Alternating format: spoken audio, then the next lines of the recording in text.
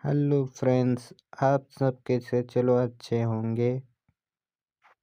आप सबको आज दिखाते हैं मजहर बाइक सर्विस सेंटर में मेरा आज काला घोड़ा आया है नहाने के लिए, जो रहने वाला है करमदाह लखनपुर।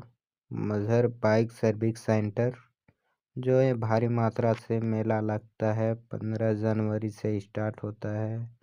जो अपना जगह करमदाह मेला में कोई चीज़ होटल वोटल करता है तो अपना जगह के लिए रजिस्ट्री करवा ले और अपना जगह के लिए निश्चित हो जाइए, क्या है कि 15 जनवरी से स्टार्ट है मेला।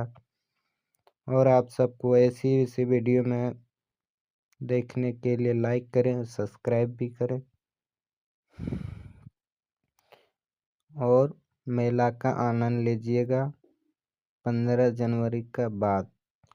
और वीडियो में बने रहें, लाइक भी करना, सब्सक्राइब करना भाई, क्योंकि नया ब्लॉग वीडियो मैं बना रहा हूँ। और करमदाह में सबसे अच्छा बाइक बनाता है मजहर बाइक सर्विस सेंटर में। आप कभी भी आइएगा तो अपना बाइक को सर्विसिंग के लिए मजहर से हाथ थोड़ा लगवा लीजिएगा।